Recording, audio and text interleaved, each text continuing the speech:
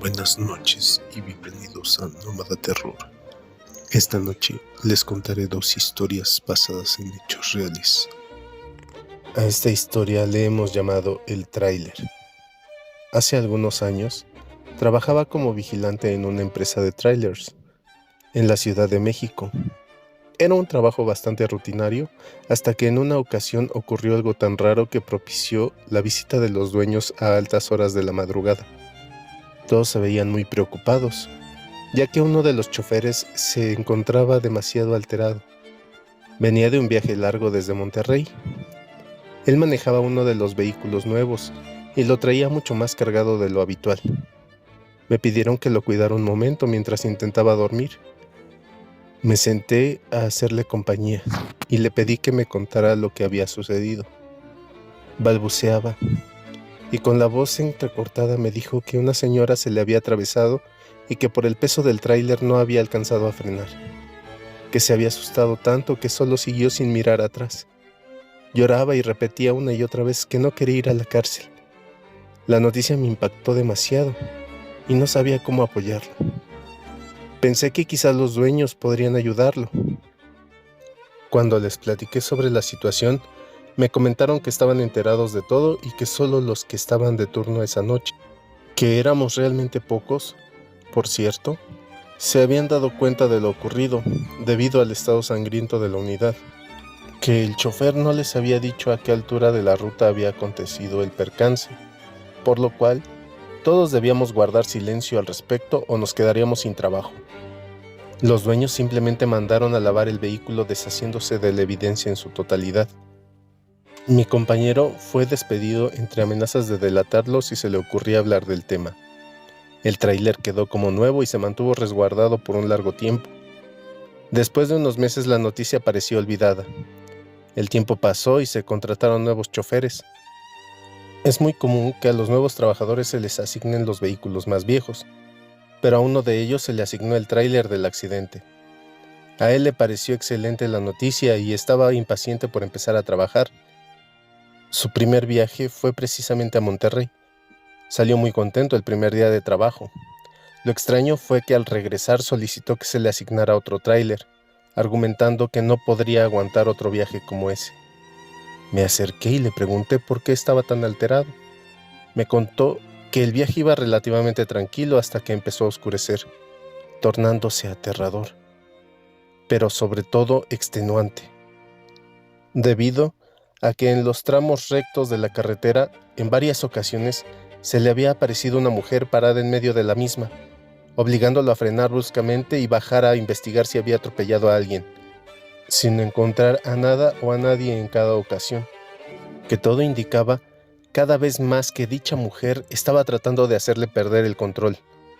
Se asustó y empezó a rezar mientras conducía buscando una gasolinera o algún lugar donde pudiera detenerse a descansar un poco. Encontró una gasolinera que tenía un restaurante de 24 horas, en donde decidió cenar para después pasar la noche en el compartimiento destinado para ello en el vehículo. Al terminar de cenar, se dirigió hacia donde se había estacionado. ¿Cuál sería su sorpresa cuando vio a una mujer sentada en la cabina en el asiento del copiloto? Apresuró el paso, pues pensó que alguien se había subido, pero al acercarse pudo notar que se parecía mucho a esa mujer que lo había estado molestando todo el camino, misma que de pronto desapareció. Trató de no darle importancia y se dispuso a dormir, pero apenas haberse encerrado en el compartimiento, empezó a escuchar fuertes ruidos extraños y se sintió un movimiento brusco que no le permitía conciliar el sueño. Cerró los ojos intentando dormir, pero de pronto sintió algo junto a él. Alumbró con su celular y casi muere del susto cuando vio a la señora recostada a su lado. Salió de ahí corriendo como un loco y se quedó en el restaurante hasta que amaneció. Durante el día, cuando ya no podía conducir más, pues moría de sueño, se detenía a dormir en la cabina un rato y continuaba con el viaje, hasta que logró llegar a su destino y regresar. El chofer logró convencer al jefe de cambiarle la unidad, pero empezaron a rotarla entre los demás choferes, los cuales sufrían situaciones similares en cada ocasión, sin importar el destino. Hasta el día en que uno de ellos se estrelló contra las escaleras de un puente peatonal. Por fortuna, Logró sobrevivir al accidente y aunque el tráiler aún podía repararse, los dueños prefirieron mandarlo a la chatarra. A partir de entonces, los eventos de ese tipo cesaron y la mujer no volvió a ser vista, al menos en este negocio. Hay situaciones en las que pensamos que vamos a reaccionar de una manera o de otra, pero realmente nunca sabremos hasta que nos pasen. ¿Ustedes qué hubieran hecho? Gracias. Ya que llegamos a la mitad de este video, les sugiero que se suscriban, me den un like y activen la campanita para que les aparezcan los videos que vamos a ir sacando. Gracias. Esta historia se llama Murió de miedo. En el año de 1940, el bisabuelo acababa de cumplir 40 años y era dueño de una tienda de conveniencia, de la cual mantenía a su familia. Vivían en una casa que le habían heredado y a pesar de que solo contaba con 3 recámaras, la cocina y el comedor, el terreno era grandísimo. Era la época en la que aún se cocinaba con carbón. Mi abuelo apenas tenía 10 años cuando su padre empezó a enfermar. Hubo noches en las que tenía pesadillas, en las cuales el muerto venía y se lo llevaba mientras dormía tirándolo en forma brusca en el centro de aquel terreno. Él despertaba muy aturdido, pues en efecto se encontraba en el centro del patio cada mañana, en el mismo sitio cada vez. El miedo lo invadía. No podía comprender por qué se encontraba allí tirado. En esos días el bisabuelo dormía en un petate con su cobija en el piso. No tenía cama, hasta que un día el hijo mayor compró una, misma que ofreció a su padre pensando que quizá en ella tendría un mejor descanso y evitaría esos acontecimientos. Pero el fenómeno no cesó, afectando su salud cada vez más. Se le veía muy delgado, decaído, ojeroso. Le costaba vivir. Parecía que ya no podría seguir. Ese fantasma, el muerto, como él le decía, no le permitía dormir ni una noche. Ya no sabía qué hacer para alejarlo. Su compadre le recomendaba que cavara en el punto exacto donde lo tiraba el muerto, pues se tiene la creencia de que ese fenómeno indica que existen riquezas enterradas allí y que son solo para la persona que lo sufre, que es una exigencia del muerto para sacar su tesoro y de que si no se hace, éste se lleva al individuo por ignorar su petición. Lamentablemente, también se cree que aquel que obedece a la petición muere después de obtener dicho tesoro. Hartos de todo decidieron mudarse y por un tiempo la situación cambió. Empezó a dormir bien, las pesadillas se fueron, se notaba recuperado y feliz.